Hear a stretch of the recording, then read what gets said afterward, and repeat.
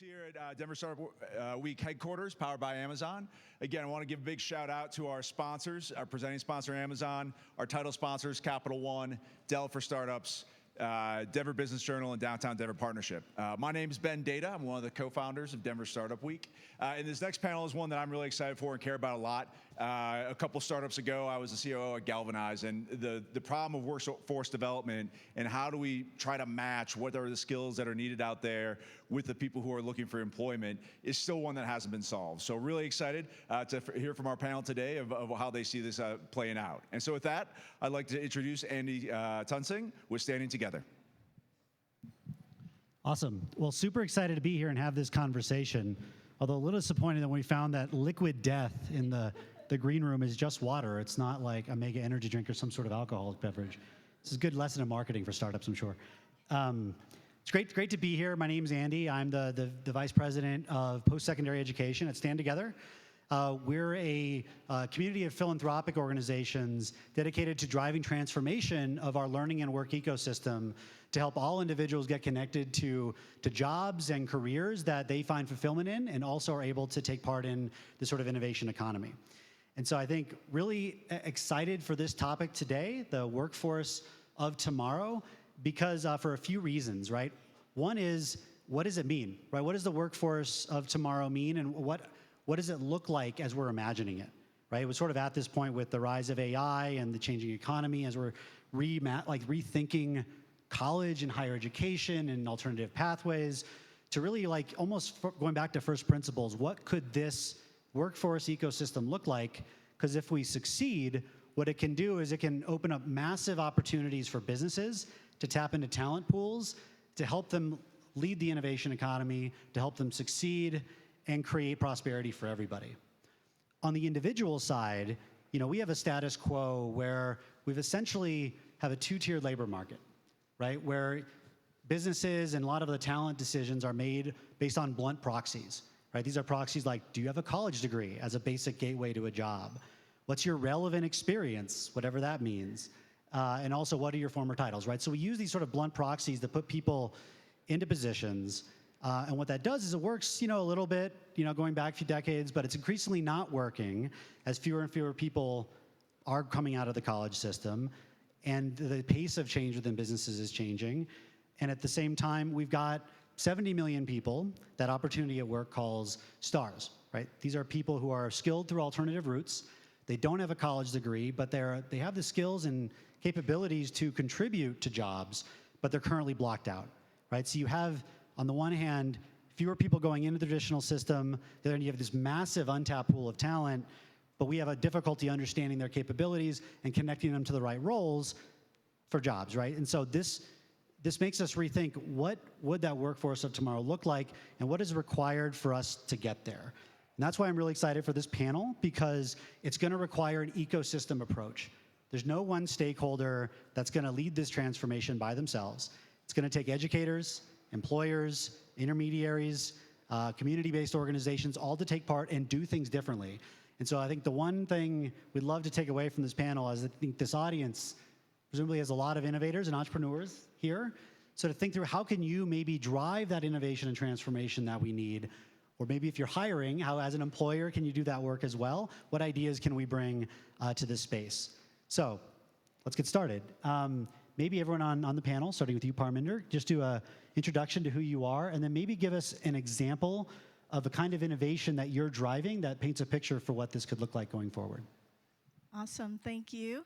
Hi everyone, my name is Parminder and I'm the CEO of Unmetal Skills to Jobs Marketplace.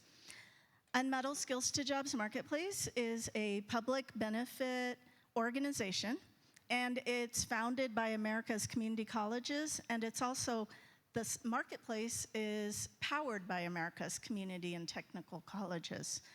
After graduating from high school in India, I came to America to Iowa, India to Iowa. So the I was in common and the A was in common. Went to Southwestern Community College there in Creston, Iowa, a little town of about 5,000 folks, lots of farming there. And it was there that I found my future career path at the community college. And are there any Iowans here? Any? Oh, awesome. Cyclones, Hawkeyes, what, Hawkeyes? Got it. Yep, the College of Business and the football team's awesome there. I went to University of Northern Iowa, right from Creston, so a Panther is what I am. So what Unmuddled Skills to Jobs Marketplace does is it makes it easy for employers to have one point of access into America's community and technical colleges, which is a coast-to-coast network, extends into Canada as well. And similarly, in Mexico, there's another structure that produces technicians, technologists, and very smart people out of the system that's highly skilled. For learners, especially working learners, those who are working and learning simultaneously and trying to figure that out, for them, it is easy for them to have one point of access to enroll without fees, without testing, without having to make separate applications across colleges into courses that they're interested in at the colleges. Be able to stack those together from the various colleges and then redeem them towards a credential or degree when and if they're ever ready.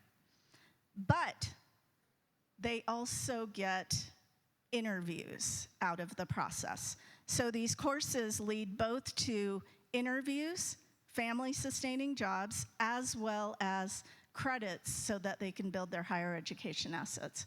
So that's how I think we're doing it differently, is kind of flipping the picture, Andy, and ensuring that we're operating from a point of scale. Every community college needs resources. Every technical college needs resources. But that spine across America needs to come together and form a true spine. So there's one point to get in and to be able to really build up your assets. It's awesome. Alex? Yeah, hey everybody, I'm Alex Catron. I'm the co-founder and CEO of the AI Education Project. So we're a 501c3 nonprofit. We were founded in 2019, so we were wearing the t-shirt before the band was cool. And our work is really focused on helping K-12 schools with a focus on districts achieve AI readiness. And we think of AI readiness as AI literacy, so foundational skills and knowledge that you need as a citizen, as a worker, as a consumer to navigate a world where AI is a part of your everyday life. And then as of really November of last year, it also comprises basic competencies and proficiencies in using tools, and that's new. And so AI EDU is funded by Google, OpenAI, Microsoft, the McGovern Foundation, a lot of other organizations that have really been thinking deeply about this challenge. And the challenge really, the way I would put it is, to use like a pithy analogy, Steve Jobs talked about computers as bicycles for the mind. Generative AI is like a supercar for the mind. And if you consider a world where some students are in the job market in a supercar, and then there are others who are trying to race on bikes, they're unequivocally going to be left behind. And so that really presents this challenge of, yes, these supercars are amazing, and we can talk about what they're going to be able to do and what they can unlock. But until we figure out how to make sure that everybody is actually on the same level, we are going to experience, at minimum, continuation of technology-driven inequality and very likely an exacerbation of it. And so, we're focused on K-12, but that's very much only part of the pipeline. The learning is going to happen. We can talk more about this, but learning is going to be something that it's going to be less episodic. It's going to be much more sort of continual throughout our working lives, and it's very new. So I'm eager to hear about how other organizations are thinking about how we solve that. Good afternoon, everyone. My name is Benicia Kerr. I am the Chief Impact Officer at Mile High United Way. What some people do not know is that United Way was founded right here in Denver 135 years ago. So we're the very first United Way that ever existed in the world. So proud of that, so I wanted to make sure that I shared that before I get into the actual answer to the question. So in terms of our what we're doing as an organization and the role that I play, as the Chief Impact Officer, my role is to oversee our 6 direct service programs, our evaluation and learning team, our strategic investment grants, and our public policy and advocacy. It always sounds like a lot of work and a lot of responsibility every time I share it as part of an introduction, but I can't give the introduction without saying that I have an incredible team.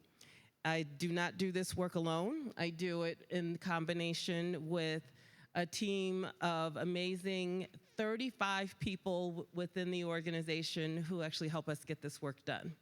And so how that relates to what we're talking about today is specifically because we have 3 programs that really focus on one of our 3 community priorities.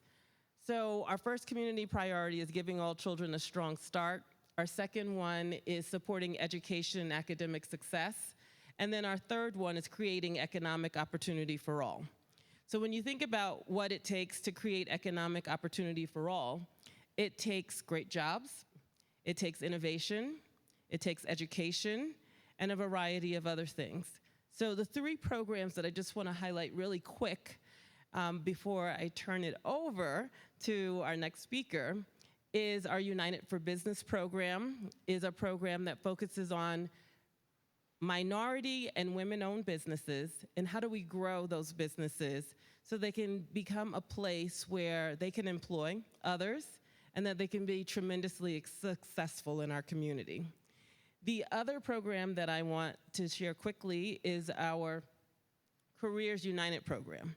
That program is specifically focused on jobs and careers that will allow people to not just enter a job, but enter a career that leads to promotions and growth.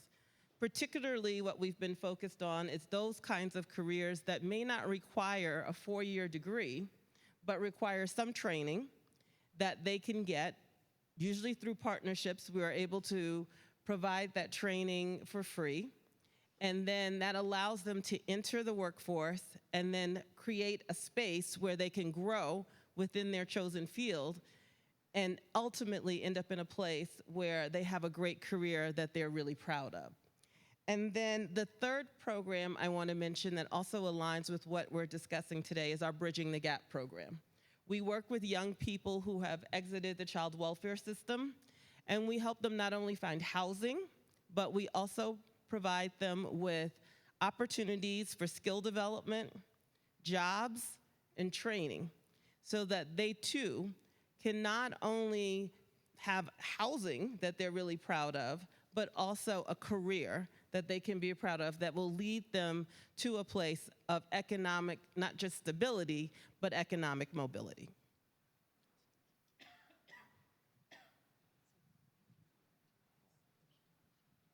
It just comes on. How lovely is that? I wanted to touch it to make it do something. So good afternoon. My name is Wendy Lee. I have 2 jobs here in Colorado. One is I'm the chair and the co-founder and chair of Energize Colorado, and we help the state's very smallest businesses across Colorado to be more resilient, and we do that through the deployment of low-cost capital and also technical services to help them return to growth or amplify their growth. So that's one of my gigs. My other gig is currently very excited about a project we're working on here in Colorado called Tech Hub Now. This is an opportunity for a $1 billion grant from the EDA to actually bring in catalytic capital over 10 years to support entrepreneurs who are focused on advanced technologies that drive national and economic security. And this is embedded in the CHIPS and Science Act, and so I won't go nerdy on you and go further than that. I could, and it won't be that interesting. But I want you to know that our state is a tech hub and has been for decades. And part of being a tech hub is having a lot of talent, right? Not just engineering talent, to be specific. So what I would put forward relative to our conversation today is the workforce of the future, or the talent pool of the future. First of all, we have to start very early, K through 12. We have to continue a path I don't have all the fancy words for that, but I know we have to continue the path of curiosity, and we have to make all the pathways for learning to be easy to access for all. So regardless of your age, your gender, your ethnicity, any of that, you should be able to learn every day when you want to from those people that have the expertise you'd like to know more about. I'm particularly bugged by the current system that we want to break around jobs, where it says you have to have X many of years of experience. I would suggest that is such a line of crock. I mean, it just is. I think it's a thing to say.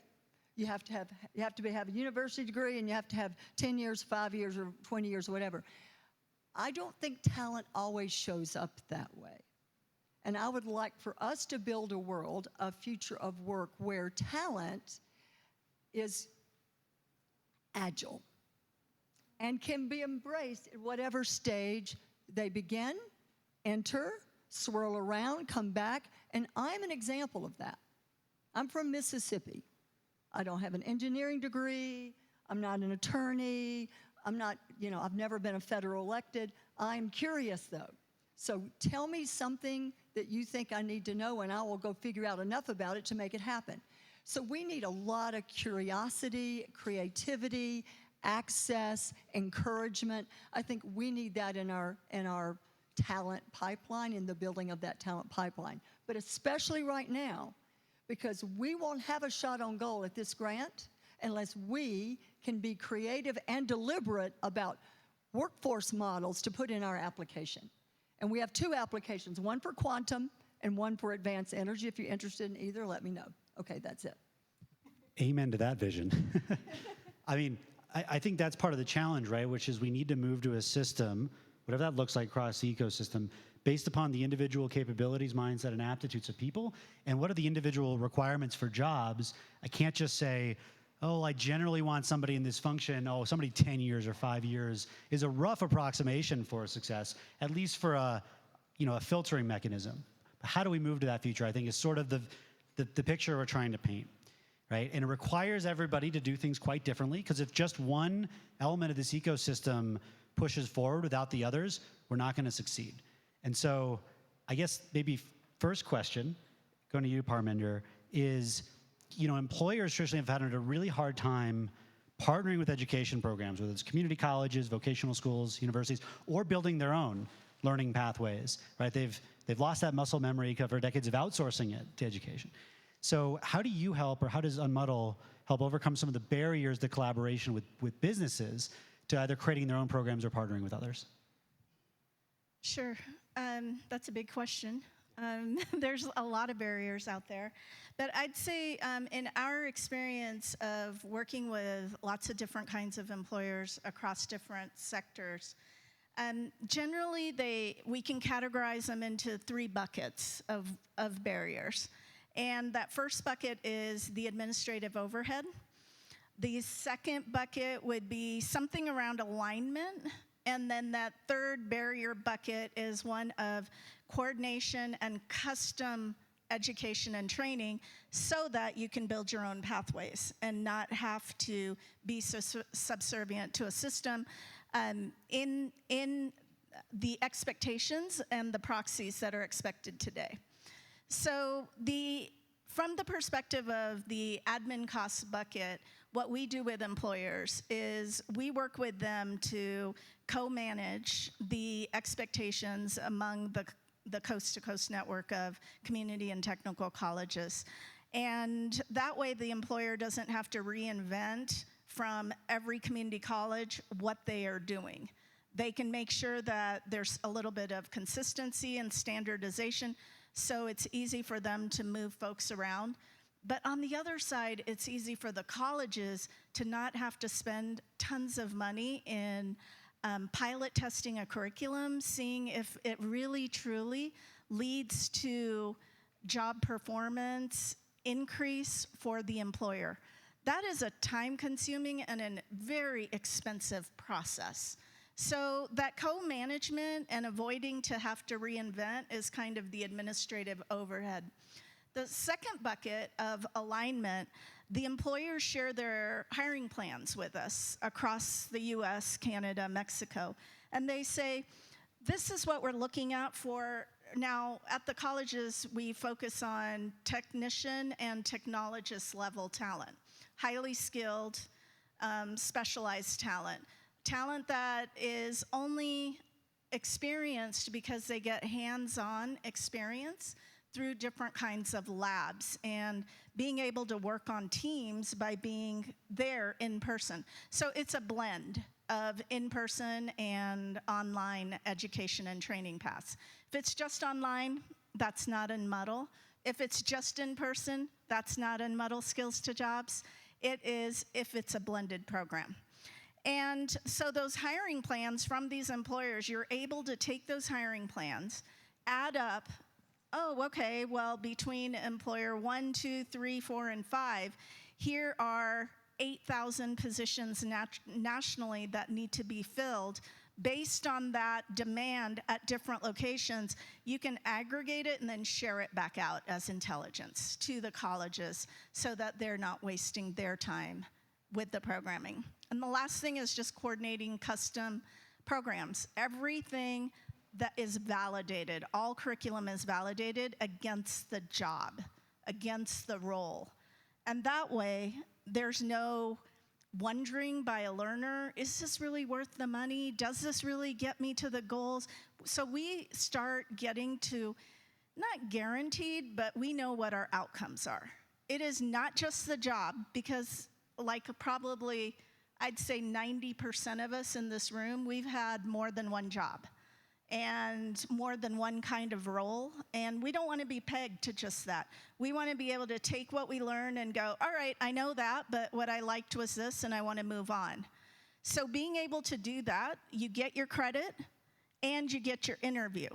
We don't say that these folks will get hired, but we do say you will get an interview and you will get credit, and then you can redeem it wherever you want to go. So those are the three areas that I think that the biggest barriers, the most common ones that we face.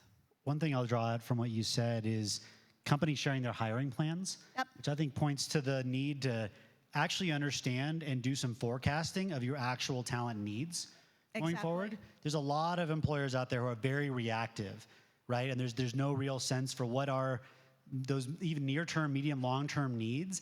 And until you are able to even think through that process, even imperfectly, things are going to change. We'll talk about AI in a second. Like allows you to then to have a basis from which to actually partner with workforce development or education organizations to actually plan out and develop people that meet those needs. But until you have that, I think it's a precondition to be able to get there. So Alex, I'd like to ask you a little bit about AI. So you might have heard there's a little hype going on around this space right now. But I think there's a lot of sort of vague generalities as people talk about this in the general sense. Can you talk a little bit about how you see sort of AI and the proliferation of it impacting the labor market and what that means for how we prepare students for that labor market? Yeah, so I've been in the AI space since 2015. And then before founding AI I was actually working at a early computational linguistics, a company that pioneered computational linguistics in the legal system. And I was actually building training programs for judges to help them better understand AI, because it was being used in courtrooms and they really had no idea about that was even the case, let alone how it worked. And so I was attending all of the conferences and the meetings with the early pioneers at MIT and Stanford and the technologists at the tech companies. And at the time, 2015 through, well, basically November 2022, there was a lot of hype, and I usually rolled my eyes. I was actually more of a cynic, even though I was running a nonprofit. I ended up running a nonprofit focused on the future of AI and the age of AI. For me, that was a 10-year, maybe 15-year future. It came a lot faster than I expected, that even some of the optimists were expecting. My concern now is that it is vastly underhyped. So what I would say is this is completely different from the metaverse and crypto and NFTs, and VR, AR, XR, and quantum. Some of those technologies are probably still very high potential and could change the world. This is going to change the world tomorrow. It's going to change the world. Multimodal models are coming out very soon. And so all of the training programs and the prompt engineering 101 classes that people are trying to sell, and I think a lot of that is snake oil, all that's going to be out of date because there's going to be a totally new way that we're going to be creating images. Mid-journey prompt catalogs are all a waste of time. So what that means is we have to, I mean, you could sort of roll your eyes and say, well, let's take the best case scenario and plan around that, which is basically this thing that you'll hear a lot, which is, well, jobs are going to be created, jobs are going to be destroyed, it's going to net probably work out. There'll be some rough stuff around the edges. I think the reality is that so OpenAI and Penn looked at what would happen to which jobs are most at risk if language models sort of continue at sort of like the predicted pace. So they did project somewhat. And you look at the top jobs that have like almost 100% exposure, and it's like mathematicians, data scientists, paralegals. So we're not ready for the conversation that has to happen very early on, but honestly on an ongoing basis around, what are the jobs that people should aspire to? Because if someone today asks me, hey, should my son become a plumber or a software engineer? Like the truthful answer is that the plumber is probably more resilient to automation than the software engineer. And that's something that we don't talk about in high school. And so this is like a cultural thing. And I think, when we talk about like, oh, why aren't jobs aligned and why do community colleges struggle? Like we worked with a community college. They built an AI program. So it was like an AI credential. And they were struggling to fill seats. And this was like a year ago. And that's because there's nobody in high schools today having conversations with kids about, hey, AI is the wave of the future. And so if we don't figure out to emulate what countries like Germany do, where industry is working across the education system and identifying ways early on to align learning pathways to specific skills that they know they need, we're definitely going to fail. And I'm interested to hear from the panel, like, how do we do this quickly and at scale? Because like I think pilots are great, but we need to figure out how this can scale to tens of millions of people within the next 3 years, and that's going to be tough. Yeah, it reminds me a little bit of a lot of the challenges you see with some of these new programs. It takes a community college or a K-12 system maybe a year or 2 years to set up a new program. They've lifted a heavy rock, moved from point A to point B, and then it's already out of date right by the time they launch it. So whatever that looks like, it has to have some sort of feedback loop, right? So it's like as the things change with needs of business, it feeds back into the program so it's updated, so it's not recreating the wheel every single time. I think it's a challenge. So Vinicia, I want to ask you a little bit about how do you approach meeting people where they are, right? Something we've talked about in preparation of this panel that, as a lot of companies are increasing, their sort of economic and talent planning is now less around how do we bring people in from elsewhere, right? But instead, how do we tap into the local talent pool and think through that? But that's probably partnering with a lot of community-based organizations who are serving their needs. And how do you sort of actually like work with those populations in the sense that actually meets their needs to help them overcome gaps, to actually be able to take advantage of some of these opportunities? So we'd love to hear a little bit about how you can approach that, because obviously every population, every community is different. So how do you approach that maybe can take lessons from for other areas as well? Yeah, I'm happy to answer that. What I will say is, in terms of a simple answer to that is going where they are and listening. So often what we find is that everyone has the answers for what the community needs without asking the community what they actually need. So that happens a lot because everyone is smarter. Everyone knows exactly what they need. If they did this, then this would happen. That's not necessarily how things truly work. And you really need to understand the people in the community. You need to understand their situation, their experiences, their challenges, the issues. You need to hear from the community in order to co-create the right solutions.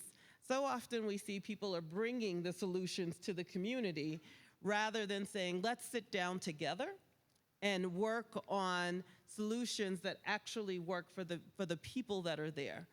So I think like what you were just describing too in terms of technology and AI, it is something that actually needs to be discussed like in those communities. Schools are a great place to do that, but I think what we also know is that schools have a tendency to move slow.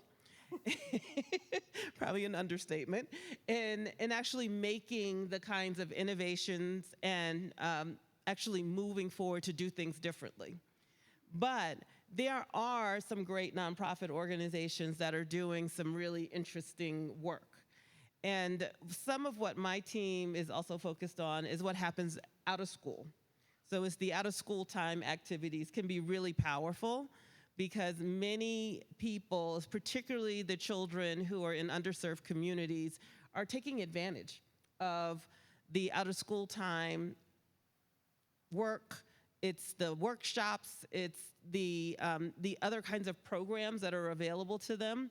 And how do we kind of make sure that the information that we are learning and what you're saying is actually part of an after-school initiative or part of an out-of-school time, a summer program?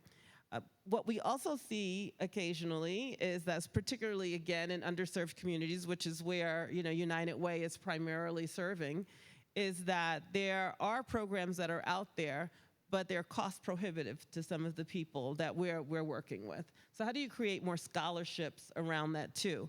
So the answer to the question is really around like making sure that there are opportunities that are available for people within their own community, because that's the other challenge is that, okay, so now you create these programs and it's happening downtown.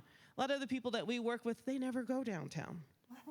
They're not here. They're staying in their community. They work in their community. Their children go to school in the community, and that's where they live and work. So now creating something that we think is a good thing, but it's happening downtown, creates definitely challenges. I'll give you an example. When our Careers United program started last year, and the focus was really to connect the community to great opportunities. So as we started thinking about how do we do that, one of the easiest ways was, well, let's create a job and resource fair. And I talked to a number of different organizations, and they told me, well, we've tried these job and resource fairs, and we had 20 people who came, and we had all of these employers and resources that were available, and we didn't have a lot of people that came. So I started listening and talking to other people about, tell me about your job and resource fair. What's happening? And I was hearing the same thing over and over again. But what I also learned is there was also a theme there of where these job and resource fairs were actually taking place. So what we decided to do was to do something a little bit different. We said we're actually going to bring the job and resource fair to them. We're going to their communities where they live and work, and we will hold the job and resource fair there. And so what happened as a result of that is my team set up the job and resource fair, and then I started getting phone calls before the job and resource fair started. There was a line around the building for the job and resource fair, and I was thrilled about that, but it was so different than what I was hearing from others. And the real factor there was that we did it in the community. Word spread. And then before the doors even opened, the line was wrapped around the building for people to come in. We had so many people at that job and resource fair that day. It was literally over 200 people that were there, asking questions, trying to figure out, how do I get information? How do I get enrolled into this program? The news showed up, as a matter of fact, that day. And I ended up on the news when I was not planning to be on the news that day, because they heard about what was happening at this job and resource fair, how successful it was. But the key to that was we listened to the community. They wanted it in their community, and that's what we did. We brought the program to them. Can I just double down on that? Because I think there's this, you even talked about education. There's this narrative of, education moves slowly and superintendents are going to be really far behind. And we did a summit last week in Cleveland, Ohio. We filled a room with 200 superintendents. Folks that are outside, off the beaten path, are really paying attention. They just don't have the opportunities to show up. And so if you build it, they will come. And I think that we just need to break out of this mindset of tech hubs as a mutual exclusive to also reaching rural and other parts of the country where they're listening to the same stuff we are. They just don't know what to do. Yeah, we underestimate people, Yeah, we do. right? More broadly. I mean, everyone in the roles in these different stakeholders. So Wendy, I'd like to, a little bit of a flip side to the same last question, but from the intermediary standpoint, right? Obviously, it's a lot of exciting potential to these quantum advanced energy futures. Like if we land this, fingers crossed that we do, the grants to start building that, like how can intermediaries, companies start thinking about the local talent pool as an asset, you know, rather than, again, sort of traditionally like, okay, how do we then build and maybe bring people in from the outside, but really look from the inside as to build it on top of it? Yeah, because you have to do both. But it's a good question. First of all, this opportunity to build an ecosystem, government calls it a tech hub. Not very creative, but let's give it to the feds. But for us to win this, we have to show and have evidence to prove a line of sight to a workforce that is inclusive and equitable. If we don't have the numbers and the programs to support those numbers, we're not going to get this. And this is just a designation status, and there are going to be 20 of them across the U.S. 20 across the U.S., we have 2 shots on goal inside that opportunity. But no way we'll win this just because we have a lot of researchers at the universities or a bunch of early stage startups doing that work either. If we cannot at least show a foundation and some evidence to prove that we can create a talent pool to serve those 2 markets over 2 years. And these are not markets that just involve engineers. I've said that once, let me say it again. These are mechanics. These are construction workers. These are welders that build quantum computer refrigerators. That's what they are, big refrigerators. So it's a pretty complex, scary thought process when you get into preparing for one of these massive grants, because everyone gets obsessed on the money, myself, the size of the prize, but to get there is a slog. So here's some of the things I want us to know about, and I want you all to go share this with others. Please recognize that our governor's #1 priority, he has 2 major priorities. One is housing and the other is what? Workforce. And almost every day, there's some new program, new grant program to support workforce providers, or some new effort around apprenticeships where he and his team are doing the best they can to create new ways to develop talent, which is not to dispute that community colleges and all the current institutions are not important. It takes a lot to pull this off, but he's very focused on it. And in fact, I think September is Workforce Month because of Labor Day. Ha, just saying. That was in one of the press releases. But one thing that's very interesting is just on the apprentice side, which is just one piece of a model. That's not the model, but it's a piece of the model that a state like ours should lean into. There are over 600 programs across our state that have engaged over 6,000 humans.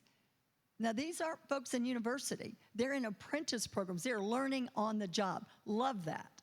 I think that is very important to our state, not just because of quantum and advanced energy. In general, if we can get people doing and dreaming while they're doing and then getting more and more curious while they're doing, then they will get onto the continuum of learning, and dare they ever get off, because they will be addicted to learning new things because they're experiencing it real time. They're not just reading about it, right? So I really think we are very fortunate to have our governor very focused on this topic. He is known across the U.S. for being focused on the topic, and that we have doubled down on apprenticeships, 2 specific programs I'm sure most of you know about, but I think we should call them out, give them a shout out. One is Activate Work, run by Helen Hayes, amazing organization, strong data to support her impact over that organization. I think for several decades, or maybe a decade and a half, she's been working on that. She's very much a part of our work. and then a Career Rise run by Noah Ginsburg. That's an entity that's been a couple of decades, I think, too, highly recognized around the world as being a very unique program. So those are some of the special tools to your question that we have. And so if you look inside our fancy government applications that we submitted on August the 11th, and not just us, others have submitted them too, you'll see apprentices is a major pillar. Not the only pillar, but a major pillar. The other thing I want to comment on is industry. And it's because the grant that we've been working on, a bunch of us, not just me, a bunch of us, dozens of us volunteering, is industry-led. We will not succeed with it if we don't have industry engaged. And I don't mean a little letter of support with, yay, we're going to be there for you. I mean real engagement, commitments, not just money, but other activities. And that's challenging, to pull off. All of you who raise grants know how that is. But I want you to know that right now, active conversations about an inclusive workforce are happening inside Colorado Thrives, inside Colorado Succeeds, inside the Colorado Chamber. I'm sure others too. I'm just saying those are entities, nonprofits that represent industry, and their main focus is talent. Not just because of our grant, just because they know how important it is for the future. So here we go in this awesome state that's very entrepreneurial. The very reason we're gathered today is around entrepreneurship and innovation for very small to mid-stage to very large scale-up, companies. But we're in a state that recognizes the value of it, that has programs to deliver on it, who is surrounded by people who will say how they think. Now, I lived in Ohio for a long time. I worked for the governor there, and they're very conservative, not in Cleveland, but down where I was. And so not everyone will say exactly what's going on in their minds. They're more and more saying that. But we are unique that way because we're independent, right? And we really want to be heard, and we like to experiment. And that's something we should be very proud of relative to this quest. So I'm bullish, but I'm naturally that way because I'm from the South, and I'm bullish, but I can't be bullish alone. It's hard to be bullish alone. So as an ecosystem builder, each of you are part of what we're doing. Whether or not we win $1 billion, we will build an ecosystem around advanced technologies with or without that money.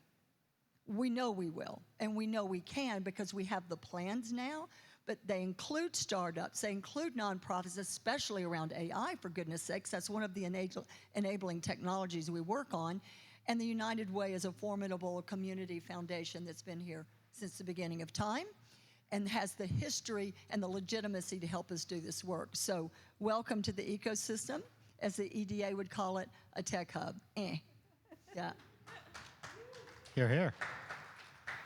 I like this idea of learning as an addiction. That's a good one. Not sure that's the slogan, but it's good. So maybe go through one more round of questions, and then hopefully we have time to open up for questions from the audience, so think through if you have any. Parminder, I want to ask you another question about how do you work deeply with employers to enable them to do things, right? And so I think there's this, engaging in employers, not just with one function, right? It's often multi-layers within the organization and coordinating different people and, this executive level buy-in and then points of contact and just talk through a little bit about how you think through engaging an employer that is going to be working with HR and hiring managers and talent developers. How does Unmuddle sort of handle that process and make sure you are engaging with the right people to actually make new programs and new engagements stick? So I think first we have to call out real quickly that employers, the way that they've been kind of going about this because of the inability to forecast accurately at this point in time with AI and other things that are going on, what they do is they just go, oh, you know what? We'll just hire somebody from the higher ed industry sector. We'll hire a few from higher education, from universities, et cetera. We'll hire a few from community colleges. And then the community colleges and the higher education sector turn around and say, you know what? because of unpredictability, we're just going to hire a few people from these colleges and universities. So each side is trying to solve their own issues very quickly. What they find is, and they find this very quickly, is that you bring people in from another sector, and then they have to operate within the sector that you just brought them into. So in an environment that doesn't suit what it is that they were mostly thinking about doing. So that was a huge learning for us. And at Unmetal, what we started doing was providing the safe zone for employers to be able to come together who will treat equally the community college sector. And a lot of times that means universities and K-12 because it's such a pivotal space at community and technical colleges.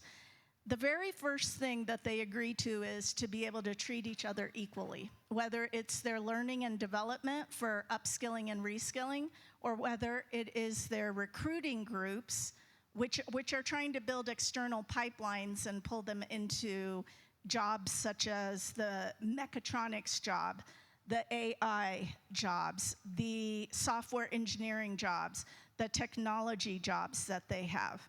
And while they're doing this, what's so interesting about this ability to treat each other equally is we're aligning incentives. And aligning incentives, a lot of times the colleges would go directly to HR and say, we need you to give us a guarantee that you're going to hire 25 people out of this program. It's like, we can't do that. I, being an employer, would never guarantee anybody before they go through anything and say that I will hire them. We'll definitely guarantee you an interview if you go through the training that I myself built with the system and said results in higher performance. Definitely give you an interview, but I will not guarantee you a job. So there's agreements there of not only should the training and the education lead to credit so that you can continue building your way if you ever so desire, but the interviews as well. And I think treating equally is something that has really kind of come to the top, Andy, because it's so easy for both sides to point fingers and to say, hey, you're not giving me what I need, and colleges can act so slow. They take so long to come up. I see smiles in the audience. Take so long to do this. You turn around and ask the employer, and they're like, yeah, we need 15 today, but I can't tell you about tomorrow. And, well, what kind of predictability is that? Who would invest in something when you don't know what you're going to get out of it in a year or time? So having the network effects and really focusing on this underpinning of network effects so that the value is just exponential, but cost goes up linearly. That's what employers get, is that network effect. But what's interesting is we found that learners and colleges get that same value proposition. And so everything we do is not demand-driven. We don't do anything that is industry-led or demand-driven. It has got to be incentives-aligned driven. And once we get to incentives, that's what we found has engaged the employers and the community colleges, and most importantly, the well-being of the working learners that we're doing this for. Awesome. Cool. Alex, going back to sort of the educator role, if I'm a high school, community college, or upskilling training program, how do I start thinking about integrating AI into my curriculum? Is it as easy as just AI 101 course, or just where do I start? No, it's definitely not that easy. So the challenge is that these tools are actually very, very good, and they could get in the way of foundational skills development. So so most of our curriculum is actually not here's how to use ChatGPT. Most of our curriculum is here's how to understand what AI is, how it works, what is a model, what is data, et cetera. With ChatGPT blowing up, we have started to really focus our professional development on, okay, how do we make sure that teachers at least have some of the basic competencies to understand how these tools work, how to use them effectively, because that's the sort of the critical piece is you can't design curriculum around these tools without understanding how to use them. There's a relatively low barrier to entry, but you have to really commit to it. It's not like we've trained like almost 8,000, 9,000 teachers this year. You know, an hour, 2 hours is actually not enough time to get someone to be really familiar and feel like they understand what prompt engineering is. I have this mistaken assumption that it's kind of easy because you could just ask it to help you, but I think people are still struggling to pierce the veil of this is a new way to interact with technology and we're not used to it, and it's not like a Google search. So the short answer is every single university and every single community college should be required to offer professional development opportunities, potentially extensive PD for every single person in that university. And it's not just the teachers, it's the administrative staff, because once you understand how powerful it is, it's very hard to ignore. But right now, people are kind of just bucketing it into the same bucket that they put, you know, NFTs, and they're assuming that this is not going to be something they really have to deal with quite yet. Cool. Venicia, I wanted to ask, you know, one of the things that, you know, we see as a philanthropy is sometimes it's like you have nonprofits who want to partner with companies. Either the companies are supporting nonprofits to do their work or they're working together around serving the community. But when it's sort of limited just to the corporate philanthropy side or a sort of a CSR effort by itself, sometimes and not engaging others to really bring it in, like, can you talk about how you all are sort of engaging companies, or what's the best way a company who comes to you can engage with you to really drive impact? Yeah, thank you for that question. So I always go back to partnerships and collaboration. It's about like really working together. And in full disclosure, I spent the first half of my career, almost 20 years, actually a little over 20 years now, I'm starting to share my age, but I spent a little over 20 years in the corporate sector. The last 8 years was actually doing CSR work for a Fortune 100 company. So I do have a little bit of understanding around, it was quite a few years ago now, a little bit of understanding around that. And one of the things that we found successful was collaboration and partnerships. You can't really do this work alone. It does require all of us working together. And we have to be really innovative in what we're doing. So many times you see that, you know, people want to work like in this silo. And, you know, again, I go back to this idea of like we're bringing solutions to the community rather than co-creating solutions. So that still goes back to the collaboration and partnership, a theme around how we work together.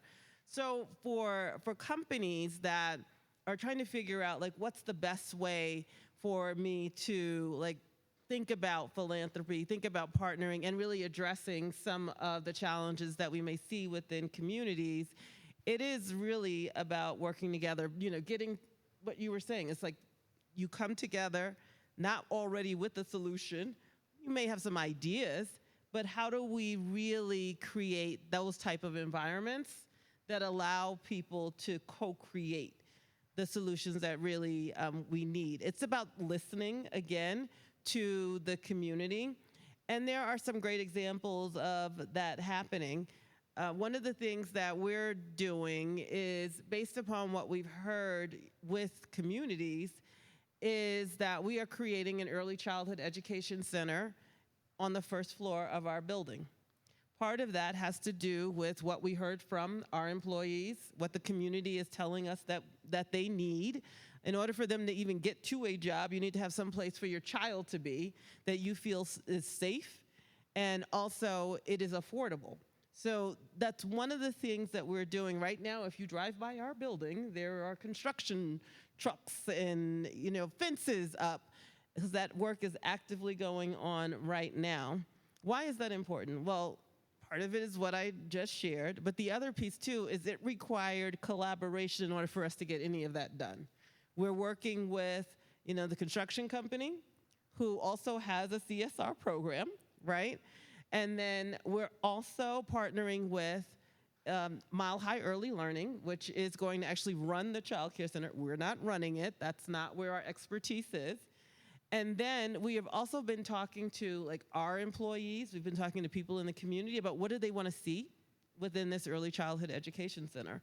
And because we believe in this work so much, we are actually helping to support 3 other child care centers that are that are emerging, and one is already open through other nonprofit partners. But it took, the conversation happening about what are the real needs, how can we help to support that, knowing what our lane is and what another organization's lane is, and then how do we work together to make this happen to really support the community. So that's just one example, but there are, many things that can be done. The other thing that I'll say about our Early Childhood Education Center, it will be what I understand is the second employer-sponsored child care center here in Denver, downtown.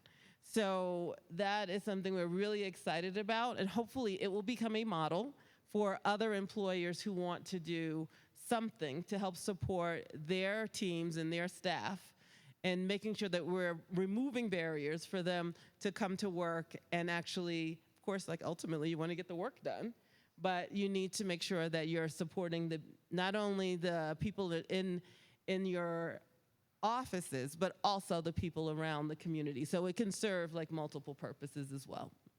Can I get a spot for my toddler? Still looking. Come talk to me.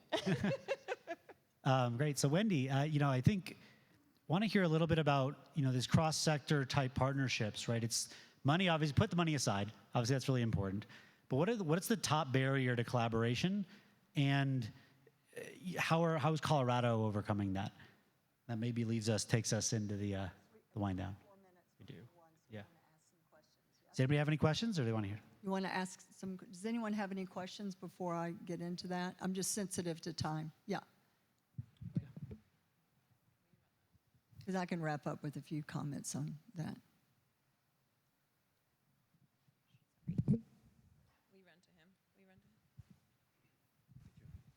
Thank you, guys. I'm Jay with Ozone.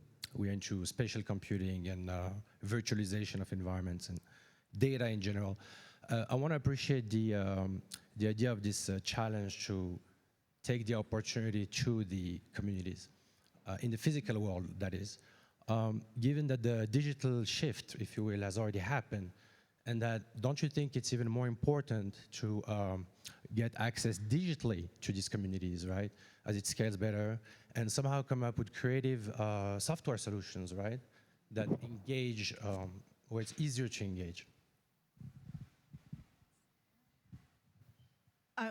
Okay, I can jump in. Absolutely, 100%. And I think that hybrid model is key to our future, where there is partial online, partial and in person. I think from my perspective, and my perspective is that employer lens really, to be able to build the social skills and the team skills, we still need people. And we're not quite there yet, where maybe AI can help us do that, or whether it's AR or VR and those communities that can do that. But right now, what we're hearing for now and I would say the intermediate term is we still need people in order to be able to get together. But to your point, that optimal blend that we can come up with as we maybe move towards a more digital world is key. And we need to figure that out well.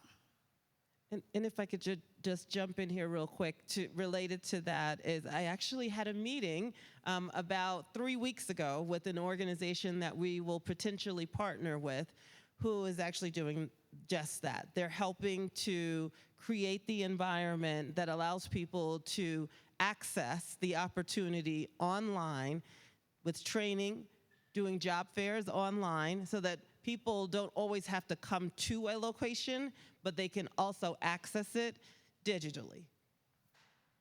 Yeah, and sorry to be that guy, but we're just barely figuring out broadband access, and then now we have this whole new dimension, which is paid access to these models. They're expensive, right. And that's gonna be a really big, challenging problem, because it's like $20 a person right now for schools, and so you go to a school and say, okay, now you need to add like a $30 million budget to your annual spend that you weren't planning for, that you have to basically create out of nowhere, and that's going to create some very big inequalities if we don't sort it. And it's just, you can't ignore it, because these tools are just going to be such a big advantage that will run the board. It doesn't really matter what else we do if we don't figure out the sort of like critical, sort of like core access piece. Agreed. I agree with that. And there are some, there's, can't remember off the top of my head right now, but you can get access to the internet, at least now, for free.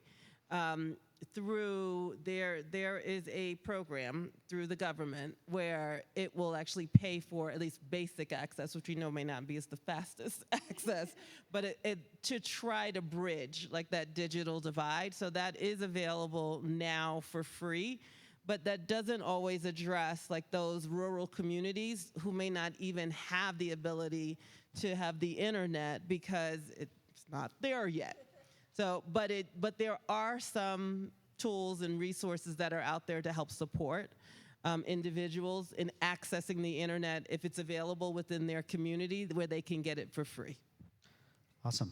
Well, unfortunately, I think that you want one Well, last word? I think to your question before we kind of went out, I think the notion of collaboration is a kind of a good point to end on. Everyone's referenced that.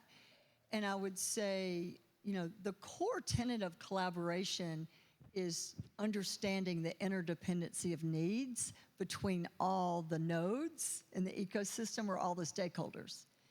And this conversation is a good example of that. I've referenced that before, but relative to building a tech hub and building a talent, an inclusive workforce to support a tech hub, we have to have strong connections and collaboration between industry, education, all the educational institutions, the government, startups, capital providers, economic, entrepreneurial support organizations. I mean, the need to connect those entities and those groups is non-trivial. Again, it will not happen without that. So I think in our state, we do talk a lot about collaboration. I think modeling that behavior is a different thing. And I would like us all to do that more effectively because that requires listening and learning and understanding the needs of others and positioning what you're doing to meet their needs. So I'm just going to close off on that piece. So thank you. I don't think I have anything better to add to that. I think with that, we'll close out. Thank you all so much.